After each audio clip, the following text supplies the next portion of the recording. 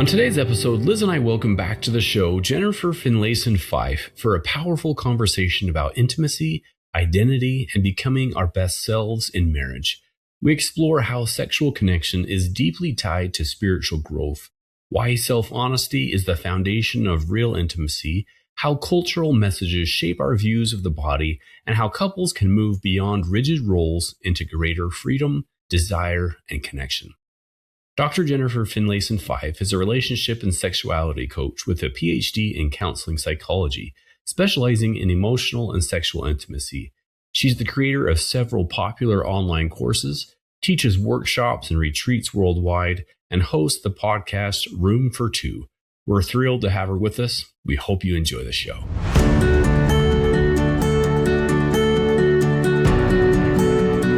Welcome to Stronger Marriage Connection. We're so happy to have you here. I'm psychologist Dr. Liz Hale, along with the beloved professor, Dr. Dave Schramm. Together, we have dedicated our life's work to bring you the best we have in valid marital research, along with a few tips and tools to help you create the marriage of your dreams. All right, my friends, dear Dave, sexual intimacy, is there anything more misunderstood or misused in our culture? It is. No, right? It is. This is complicated, and we complicated, and it came complicated. And, I think sexual experience can be experienced. Sexual intimacy can be experienced as a pleasant pastime, a physical need, a reward, a threat, a bargaining chip, a source of frustration, a well of shame, even a necessary evil. I think far less understood is its potential to be something more, a source of deep joy, spiritual transcendence, and communion with another soul. There is no one that is more of an expert in merging our sexual and spiritual selves into something far more soul-sustaining than, of course, you probably recognized all those beautiful words. They were Dr. Jennifer Finlayson-Fife. Welcome back by popular demand to Stronger Marriage Connection, Jennifer. Thanks for having me. And we are thrilled to have you. We love the title of your new book, That We Might Have Joy. Why is that the title? And was there, like a spark that made you decide to write this? Yeah, well, the first question, I think that so first of all, I was maybe go to the second question first. I was asked by Faith Matters, the publisher, to write a book about this connection between sexuality and spirituality.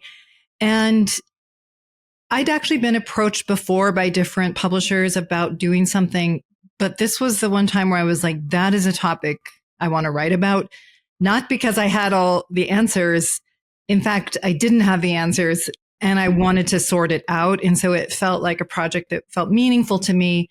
And also because it was implicit, I've done a lot of teaching and especially to Latter-day Saints. And, I could always feel that there was a spirituality to the work I was doing and watching couples transform or become more capable of intimate love, and that there was a spiritual quality to it, but I couldn't yet articulate it. And so I really wanted to sort that out even for myself. And I sometimes said to my husband, even if no one reads this book, I'm glad I did it because it really helped me work out my own thinking about it. But I think the other thing around the title is that, so much of the way we think of spirituality and are often taught about spirituality is that it's about the denial of pleasure, and that, basically if you're long suffering, that means you're spiritual. If you are joyless, it means you're a really good person. And we tend to think that way sometimes. And yet in LDS theology, we have this idea from the Book of Mormon is that we might have joy. And so we embrace that idea, well, at least we talk about that idea. But I think a lot of times we think joy is for weak people or for lucky people, as opposed to an element of spirituality that actually increases our capacity for joy. And joy is so connected to the way we live in the world and the way we live in relationship to ourselves and one another.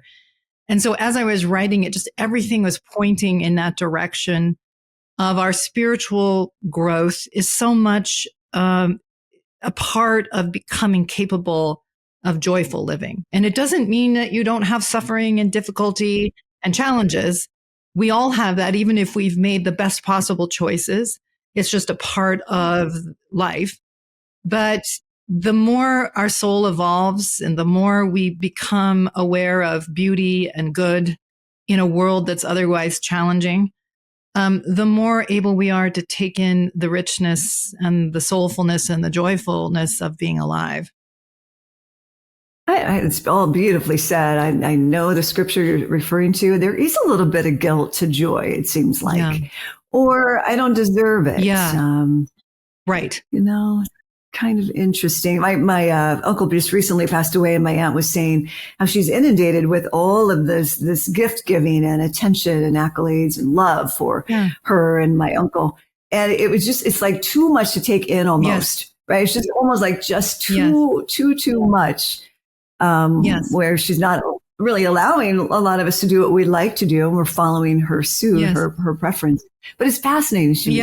I mean, there's a vulnerability to joy, to receiving and to joy, goodness, to receiving love. And, we all want it on one hand, but then in a way to actually open our hearts up to it, it's to also confront the loss of it, or the possibility that it won't stay there, or that maybe we're not actually worthy of it. Or I'm not even entirely sure why the ego defends against it, but it does. Mm-hmm.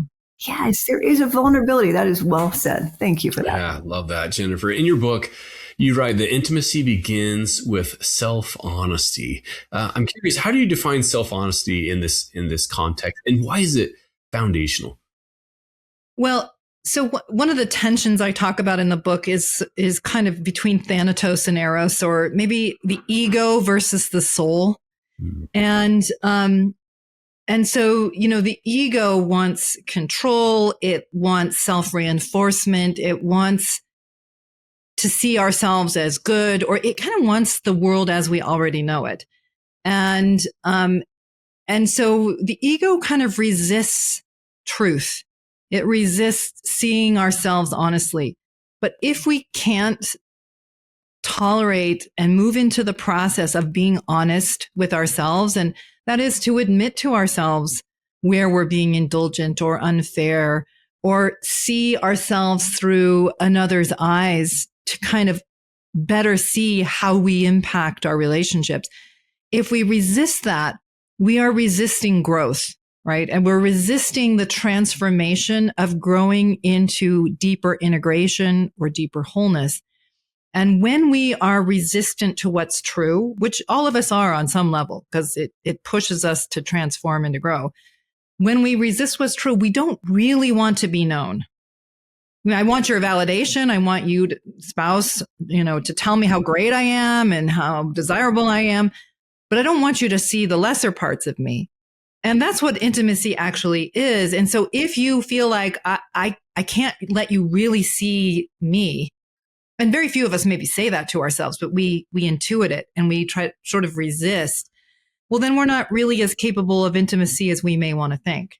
I mean, intimacy, we tend to think of that as just as I love you, no, I love you, you want that.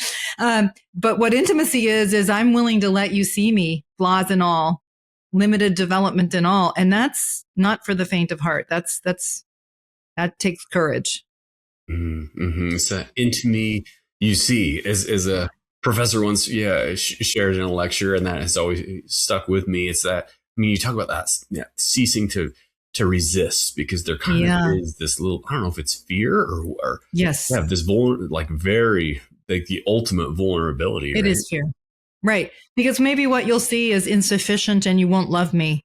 Maybe you'll confirm what I fear is that I'm just really not enough and I'm not worthy of love, because all of us are flawed. And a lot of us have the idea that my lovability is about my lack of flaws. And so if you see that that's not true, I'm not going to be lovable, as opposed to a deeper faith in our ultimate worthiness. Okay, that doesn't mean we're entitled to love, but that I'm a flawed human being and I'm worthy of love. I have value inherently just for being a human being, and to trust that I am worthy of love, even though I am a person in development. And that takes a kind of courage that is not really how the ego thinks. The ego wants control. It wants invulnerability. The soul is more willing to kind of open up to what's true and tolerate the inherent vulnerability of that truth. Mm-hmm. Wow. It's beautiful. And the bottom line is, if I'm not known, right? If I'm not seen, I'm not going to be known and not going to feel loved. If you say you love me, you don't really know me. In the back of my head, I'll say, yeah, but if you really knew me, right? There's no security. You may not find me. You may not deem me so lovable. You might deem me broken. Yes. It is not for the faint of heart. I love how you say that. There are many of these competing cultural and religious narratives, even around the body and sexuality.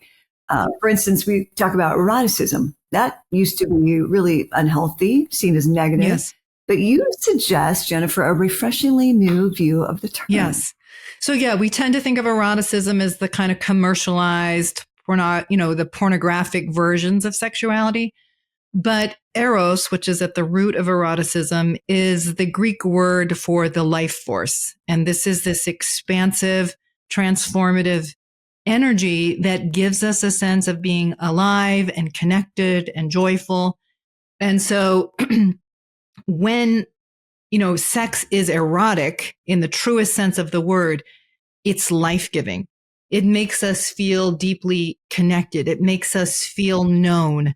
It's not, some people use sex to escape life, to escape themselves, to escape their relationship. That is not erotic in the truest form of that word, because it's a way of getting away from ourselves and one another. But when sex is erotic, it makes us feel more true to ourselves and more deeply known to another. And it is life-giving, and it's also desirable. Many people don't desire sex for good reasons, because what's actually happening in their sexual relationship is deadening or makes them feel detached or unknown or unseen. And so they don't really want to be there. When sex is desirable and joyful, it makes you feel truly that you can be yourself there and that you're accepted as you are. That's the most erotic sex that there is. Mm. Oh, yeah, that's powerful, Jennifer. We'll be right back after this brief message.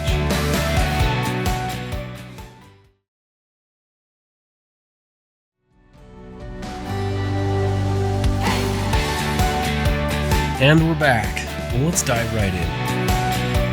And later in your book, in chapter 4, you suggest we do a deep dive into the roles that we play in marriage, and even to challenge them.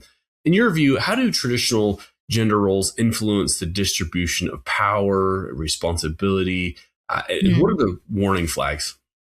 Yeah. So one thing I would say, when I wrote this book, I wrote it specifically for an LDS audience, although, of course, the themes are applicable to all groups of people, in some form, because every group will define what it is to be male and what it is to be female and how you succeed as a male or a female. And we need our culture, our family, our group, in some ways, to give us a starting place to self-define and to sort out who we are. So it's not that having roles or having conceived ideas of how to succeed in our culture is inherently a problem. But it is a problem when we see it as, when we hide in our roles, when we use these things to not actually know ourselves and to self-define within our lives. And a lot of us will hide in the given identities that we think give us value. So in a lot of traditional cultural frames, men provide and protect, and women nurture and support. And while that is often the natural disposition of men and women in heterosexual relationships, too often we take safety in the idea that because I nurture, because I'm selfless, this is how I earn a self in your eyes, or because I provide and because I'm offering you a comfortable life or whatever it is, that's what gives me value. And so even though it's it can be an important starting place in our lives, when we use it to hide and not grow in self-knowledge and the willingness to know each other as we actually are, then we actually keep our relationships more transactional and utilitarian and not very intimate. And yes, our cultures will give us these ideas, and they can sometimes be damning in the sense that they're inhibiting our growth. They keep us like on an ideal that's not actually the right ideal. And so one of the things I talk about in chapter 4 is a lot of us are buying into a role-based marriage while thinking it's going to give us an intimate marriage. And so that incongruity, we need to see it, because, fulfilling our roles well doesn't necessarily create intimacy. But being willing to let our spouse know us and to know our spouse, even when who they are challenges. What do you mean you feel insecure, husband? You're not supposed to feel insecure. You're the one who's protecting me from the world. I don't want to know about your insecurities, right? So he learns to hide, right? And then maybe he's saying, well, I want more sexual connection. And she's like, well, if you loved me, you wouldn't pressure me this way, because I feel anxious about my body and my sexuality. So stop bothering me about this. That's like a way of resisting the inherent tension of two different people pushing their lives and realities up against each other in a sense. And the inherent friction of that can be growth promoting, can be erotic in that sense, right? If we will let it be, if we will allow the honesty to push us to be in a more honest and soulful connection with each other, rather than demanding that the other person yield to what it is that we want, or what we want them to be, or how we want them to see us. And it's not easy. And a lot of us think, oh, I married the wrong person, because if I married the right person, they wouldn't think like that, or they wouldn't want that. But usually we're exactly with the person that our soul needs us to be with to grow up.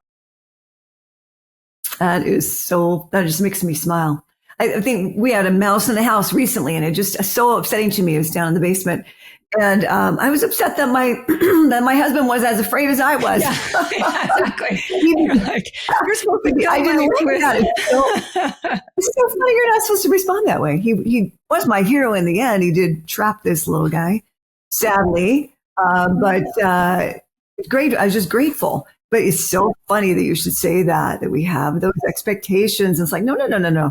I don't want you to have those feelings. Oh, but I'm embarrassed to say, for those couples who want to move from this rigid role expectation to a more dynamic role sharing or role negotiating model, Jennifer, what conversation practices or starters do you have for us? Well, I think that, first of all, I think it's important to sometimes people are in a lot of, when they start waking up maybe to the way that they've kind of lived compliantly or unconsciously and taken on things, they can feel angry, kind of like somebody took their life from them. And sometimes there's truth in it, that they've felt pressured to, in some sense, betray elements of themselves. But I would say that's pretty typical within groups, is that we tend to pressure each other to be what makes us comfortable, be a provider, be someone who loves to trap mice, be what makes me comfortable. We all kind of do that to each other. And yet, so I think in some ways, like forgiving the fact that relationships do tend to do this. And yet I need to start thinking more, taking deeper responsibility for who I am, for what I want, for how I don't feel happy in this relationship, as in what maybe would serve me or us better, to start having more honest conversations about, because what couples tend to do is they start to hide to keep the peace, right? Or they go into attack to get the other one to change so that they can be happy. And neither one of those brings us into greater integration. But if it's bringing more honesty with a sense of responsibility for ourselves in that dynamic, right? Not blaming, but okay, I think that I feel a need to develop other parts of myself. I have been home and in the supportive role, for example, and I feel the need to push into something more. And I don't know if you can support that. That would be starting to have a more honest conversation if that's how you're feeling, right? Or if you're in a typical provider role, like maybe I want to not feel so much demand on this part of me, and I want my life to have more elements to it, whatever it is, to start bringing more self-revelation into the marriage. That's always going to create some turmoil. So people often feel like something's going wrong. But if it's based in a desire to be true to yourself and cultivate a marriage that can handle two honest people, well, then that turmoil is part of the growth process and not to be vilified or pathologized. Mm-hmm. Jennifer, I think, I know a lot of our listeners, they may be, feeling this stuck or embarrassed by their sexual struggles, their relational struggles. What's the first step? You're talking about the self-honesty and I love taking deeper responsibility. What advice do you have? Someone's listening and they're like, yes, I'm feeling this and I'm feeling this. This is a struggle. Where do they start? I guess step one. Buy the book. Yeah. I'm going to do that. I think, first of all, not to pathologize it. I think we're really quick to pathologize ourselves around this. Intimacy is a tough business. It really is. It's part of what it is to grow as a human being, to get more and more integrated and more at peace with ourselves and more able to love another person. But that is a process. And our sexuality is so central to our sense of self, right? It's so wrapped around our sense of who we are that it's not strange that we struggle to really let someone in on who we are. I grew up in a conservative sexual ethic, but even in the larger culture where the sexual ethic is arguably much more open and liberal, people there also struggle with really letting someone in on who they are. It's one thing to have sex with people. It's another thing to really let someone know you sexually, to know your sexual mind, to really let someone that matters to you know you. That's a whole different level of self-acceptance and integration. And so it's a process. And to not beat ourselves up for the fact that we have anxieties for good reasons often about, even if we grew up in the best of homes, it's still a real risk to let somebody know who you are and to love them and to tolerate that they may not choose you or accept you or love you. So I think it's, first of all, helpful just to understand that sexual intimacy is a developmental capacity and that there's a lot you can learn about yourself and there's ways that you can actively grow. And so this is where I would say for starting is if you don't like sex, let's start with that.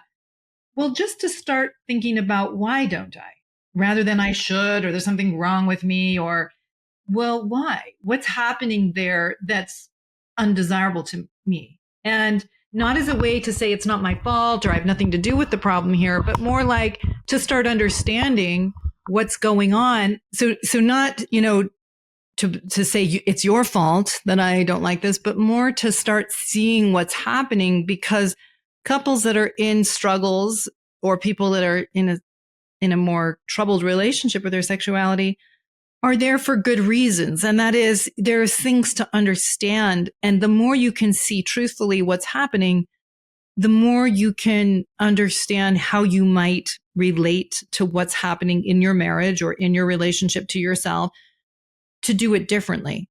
But we can't change what we can't see. And a lot of times we just sort of slap judgments onto our challenges rather than tolerating the process of getting in there and looking more carefully at what meanings are alive in our relationship or within ourselves that are interfering with our tolerance of or desire for sexual intimacy.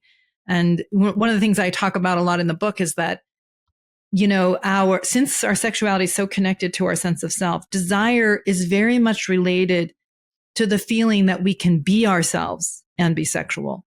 And similarly, a sense of freedom, that I don't have to be something for you to be happy with me, or have to produce a result in you for you to desire me, that's, you may want to have sex, but you're not going to feel free, and you're not going to feel a sense of the erotic of sex.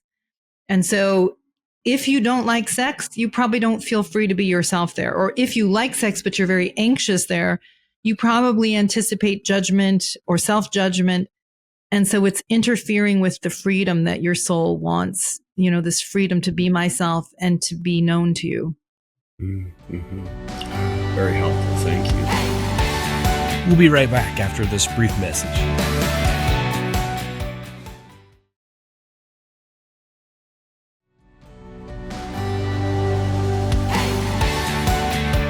And we're back. Well, let's dive right in. But, it's just things I'm so curious about this. Most common marriage advice to a young woman on her wedding day by her mother is what? Always say yes or never say no. But please share with us, Jennifer, what should a mother's advice be? Not maybe just on that girl's wedding day, but all through that young girl's developmental years. Well, first of all, never say no is like some of the worst advice. Or that men have needs is a setup for a woman hating sex. So it's not that sexuality is not important, or that men don't experience sexual desire often in a way that's different than the way that women do. And that, so I'm not saying it's not an important part of a joyful marriage, but the idea of obligation and duty as the framing reality around sex makes it terrible for both men and women, because she will immediately hate it if it's kind of in the frame of caretaking. That is never the way a woman likes sex. Women want exactly the opposite of that in good sex. Caretaking is for children, but in sexuality, a woman wants to feel free and taken care of and desired and even elevated as like the object of desirability. That's how women's eroticism tends to be put together. So when you push on the nurturing muscle of a woman, which may feel intuitive to her in a way, because that's how women are so often socialized, and women are generally speaking very good at mapping what other people want from them, that will tend to kill desire. And then especially if a man's like, well, I have needs, and comes in that entitled way, which many men are taught, that solidifies that it will never be a passionate marriage. And so it's understandable advice. It's terrible advice. So what's better advice? Well, one is that, in a really joyful marriage, sexuality is an important part of it. It's the framing meaning. And, it's important to marry someone that you feel attracted to and that finds you attractive. Now, some people will be like, well, that's just so superficial. Well, it can't be the only thing, but it's certainly a very important thing, because I've worked with couples where it wasn't there and they married because they thought it was more righteous to marry somebody that they didn't feel attracted to, but that they really liked.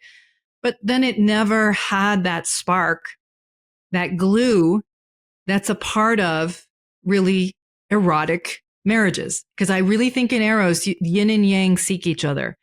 And usually when you feel deeply attracted, I'm giving too much advice for this. Well, anyway, she's got her lifetime, so it's fine. Okay, but anyway, so you're like, Mom, the wedding is tomorrow. I don't know. Don't do it on the wedding night. Okay, but so when we tend to be attracted, we tend to be attracted to people that are different than us, and we find it fascinating and compelling, and that's Eros, because it's this yin yang sense of feeling expanded by the connection. But of course, once you get married and then you start trying to hash out your life together, you're like, why are you ruining my life? You're doing everything the wrong way. Okay. Because yin and yang are two different capacities. They're two different ways of relating. And we tend to be really resentful. So what I would say to my daughter is, first of all, attraction matters. And you're going to tend to be attracted to someone who does life differently than you. And it's going to feel amazing to be with them, as it should. And it's going to be a setup for conflict, as it should. That's marriage is there for you to grow and to sort out how to love a person that's different than you while being true to the best in yourself. That's what marriage is, the best versions of marriage. And attraction's important. And the sexuality of a marriage is important. That's different than you should do everything the way your spouse wants, but it matters what they want. as it matters what you want, like sorting out how to create an embodied connection that is a reflection of two of you is an important part of creating a marriage. And so don't dismiss it, but don't ever buy into the idea that men's needs are more important than women's needs. It's about two. I have a podcast called Room for Two, and the double entendre in that, of course, is the sexual intimacy of it. But a good marriage makes room for the best in two people, and that you live in that yin yang tension. It's what's life giving in a marriage. It's also what makes you want to kill your spouse in moments. And what makes you feel deeply attracted to them is that inherent tension of the yin yang, but it's a growth promoting tension and one to value. Beautifully said. Yeah, I love that. Now, Jennifer, let's flip that for a second. What advice do you have for young men or for men? You discuss men's silent struggles, their shame, some, the suppression, and that repression leads to obsession. How do we talk to our young men about healthy sexuality? Yeah. So one thing I would say is, again, generally speaking, which is always my qualifier, but generally speaking, men who have more testosterone tend to feel their sexual desire more in a more punctuated way.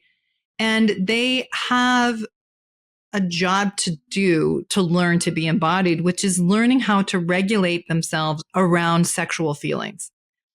And what we often learn in religious cultures is a shame and fear-driven narrative. Like, this is a dangerous part of you. This divides you from God and goodness. This is the way you destroy other people, is through your sexuality. So while we tend to dismiss women's sexuality as not that important, we tend to vilify men's sexuality, that it's perpetrative by nature. And while, of course, a man can use his sexuality in deeply damaging ways, when we focus entirely on that, we lose the fact that sexual love, embodied masculine love, can be a wonderful part of a marriage, of a relationship, and a man's ability to regulate his impulses around it so that he can choose wisely with it, so that he can be at peace with his sexual nature. That's the goal. So it's not suppression. It's learning, it's like you've been given a race car, and learning to drive it well, is important to being able to enjoy the beauty and the power of that race car. But if you don't learn to, you're going to crash it soon enough and undermine your life. So it's like you want to value the power of it, but also learning to harness it. Or, I give the metaphor of training a horse in a sense. You've got this, you want to bridle it, not suffocate it, as in be able to regulate yourself around it, because then you can love through it. You can create goodness through it. But that's not vilifying sexuality. It's actually saying it's this amazing gift you have, and it can bless a partner deeply. And so learn how to love through it. And that's just sets you up for more self-acceptance, because when men feel a lot of shame around this and fear, they tend to go to more objectified versions of sex because it's safer there. It feels safer. I don't have to harm anybody with this. I can just kind of go have my private experience. But then it can set them up to a double life, like not really being honest, and also feeling that who I am sexually is bad, and then creates pain often in a marriage. And so that shaming often creates exactly the effect that we don't like. And so a lover who is comfortable in his sexuality and is loyal and faithful and wants to bring his best to his partner, that's a gift. Like, that's a wonderful thing to have in a marriage. And so we want to talk to our boys in a way to value it and learn to choose wisely with it. Mm-hmm. Mm-hmm. Yeah, wonderful. Yeah, very, very helpful. Let me follow that up. Why can intimacy be so difficult, I guess, to tolerate? Yeah, well, I think, again, it's going back to the ego. Like, I teach about this stuff all the time, and I still hate it when my ego's on the line. That is to say, I have ideas about how I want to be seen or how I want to see myself. And I don't necessarily want honest feedback. I don't necessarily want my spouse to see the lesser parts of me. I want to just focus on the good bits, And so you have to sort of submit to that reality. A lot of us claim that we love the truth and all this stuff, but Do we though? I mean, I don't know. The truth pushes us to grow and pushes us to see and to choose better. And so it's an uncomfortable process. And yet when we resist it, we suffer much more. So sometimes I link it to similarities of like exercise. You don't really have a choice in life as you age of whether or not you have physical discomfort. Your only choice is whether or not it's productive physical discomfort or unproductive. So you can go take it up front, go to the gym and be like, when's this hour going to end? I hate this, but then have the capacity to live your life and to move as you want to move and do what you want to do. Or you can avoid that discomfort of going to the gym, but then you suffer just kind of throughout in a more pervasive way, but in some ways harder to kind of deal with. And so we do that in our marriages as well. Like I can either avoid what's true and still just live in the truth that exists between us, but not deal with it up front and kind of avoid the discomfort. Or I can go in and deal with what's true about me, how I'm contributing to our struggles. I mean, we tend to have PhDs on who our spouse is, but be still struggling with our high school diploma on ourselves. Okay. And that means that the very thing we can control, we don't know anything about. And the thing we can't control, in fact, our desire to get our spouse to see it actually can often create resistance in them rather than keeping the focus on what we do have control over, which is who we are and how we are impacting the marriage. And so it's just, I talk about this in the book is that in so many ways, intimacy is an act of faith. It's maybe not in the way that we tend to think about faith, but like faith in truth, faith in love, faith in our own worthiness, and that we're willing to submit to a process that grows us up and makes us more capable of joyful, intimate connection. We'll be right back after this brief message.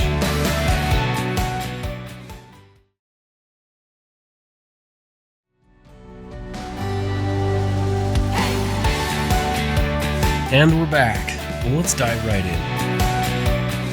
in. One of my favorite quotes from your book that we might have, Joy, is this one: to love a romantic partner over the long term requires us to become more than we currently are. That's very humbling. Tell us a little bit more, Jennifer. Well, let me say what I don't mean before I say what I do mean. What I don't mean is to become someone other than we are, but to become more truly who we are, the best in who we are. And when we let the immature part of us run the show, it feels like we're being true to something, but we're actually often betraying the self we respect most. We're betraying the best version of who we are. We're submitting to our impulses and our demands of how we want things to be, but we don't actually grow into the person that we most respect and that is most capable of both loving and being loved. And so when we submit to this process, it's not to actually lose ourselves. I mean, to quote the New Testament idea, is that we lose ourselves to find ourselves. We lose our egos, our self, preoccupation to actually find our deepest strength. And it's not, the ego wants control, but what the soul needs is reassurance. It needs connection. And so when we submit to the process, we have the reassurance of being loved and knowing that we can love. And that is where we find the solace that we most need. That's where we find the beauty that our soul needs. But it is to tolerate the process of stretching ourselves into someone who is humble enough to be honest and humble enough to love more courageously. And then we experience a beauty in that really sustains us. Mm-hmm. Yeah. Jennifer, before we wrap up, tell our listeners where that you can go to find more about you, the new book, more information about your resources. So my website's probably the best place to go, Finlayson-Fife.com. And on there you can see where you can purchase the book, which is, on Amazon or any bookseller.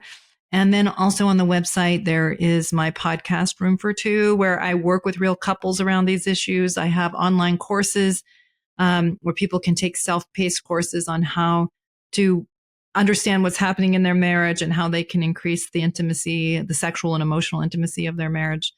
So it's all there. And there's free resources there too, just podcasts like this one. Yeah. Wonderful. Oh, you are so generous with your resources. Thank you. Yeah, thanks so much. Hey, before we wrap up, we like to ask all of our guests, as you know, you've been here before, to a couple of questions. The first one is a key to a stronger marriage connection. What would you say is a big key to a stronger marriage connection? Well, I think it's that self-honesty, to go back to that. You know, I sometimes say to my kids, the most important thing in a marriage is to be a person who can look honestly at themselves and take responsibility, and to marry someone who can do that too. That's the growth mechanism in the marriage. And every thriving marriage needs that, like that I can acknowledge where I was wrong and I can speak honestly about myself and about the marriage. That is the driver of real connection and real gratitude in a marriage. Love it. Yeah. And Jennifer, what about a take-home message? If there's a message you hope our listeners will remember, and that may have been it, what do you want them to remember from our discussion today? Well, that this is a process. Nothing's going wrong in your marriage. The fact that you feel struggle or disconnection doesn't mean you married the wrong person. I don't mean to say that every marriage is equal and that there aren't times when one should leave a marriage, but very often we're actually in exactly the friction that we need to grow ourselves up if we will let it. And pathologizing that process doesn't tend to help us. Acknowledging there are things that I can learn here. There are ways that we can love each other better, and to embrace that is what is going to free up your life and make you stronger. So don't pathologize the struggle, just learn from it. And that's the message I would give. Oh, I love it. Yeah. Liz, what about you? What's your takeaway of the day? So beautiful. So many things, Dave. And Jennifer, I love this belief, or this idea of tapping deeply into the belief that we can love and that we can be loved as is. And I to go back to what you said, Jennifer, on the key for stronger marriage connection, for singles, I often tell them that find someone who will tell the truth about themselves, who will own that responsibility. And it's such a red flag if nothing is ever their fault. Yes. That might be the biggest red flag of all. It's always somebody else's fault.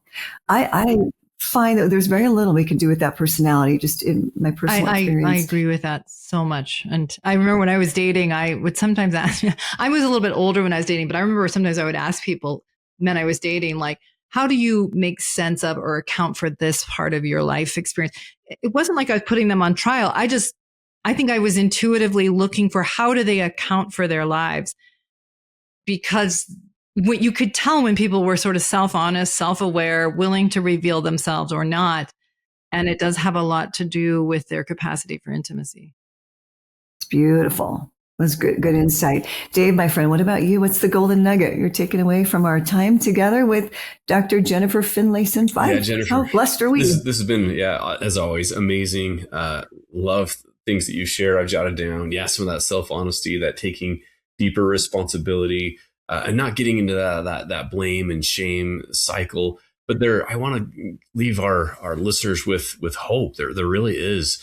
There's hope and happiness in this. If you feel like you are stuck, there are resources. Things can get better if you find yourself in this relationship rut or these routines. And learning to really starts with awareness, self-honesty, this awareness, responsibility, and then I think resources. Reach out and connect with resources. Yeah, great. Jennifer, this has been awesome. Thank you so much again for coming on and sharing so much wisdom with our listeners today. We appreciate it. Yeah, my pleasure. Yeah. All right, friends, that does it for us. We'll see you next time on another episode of the Stronger Marriage Connection podcast. That's right. And thank you for letting us into your lives. And do remember, it's the small things that create a stronger marriage connection. Take care. Thanks for joining us today. Hey, do us a favor and take a second to subscribe to our podcast and the Utah Marriage Commission YouTube channel at Utah Marriage Commission, where you can watch this and every episode of the show. Be sure to smash the like button, leave a comment, and share this episode with a friend. You can also follow and interact with us on Instagram at Stronger Marriage Life and Facebook at Stronger Marriage. So be sure to share with us which topics you loved or which guests we should have on the show next. If you want even more resources to improve your marriage or relationship connection, visit strongermarriage.org, where you'll find free workshops, e-courses, in-depth webinars, relationship surveys, and more. Each episode of Stronger Marriage Connection is hosted and sponsored by the Utah Marriage Commission at Utah State University. And finally, a big thanks to our producer, Rex Polanis, and the team at Utah State University, and you, our audience. You make this show possible. The opinions, findings, conclusions, and recommendations expressed in this podcast do not necessarily reflect the views of the Utah Marriage Commission.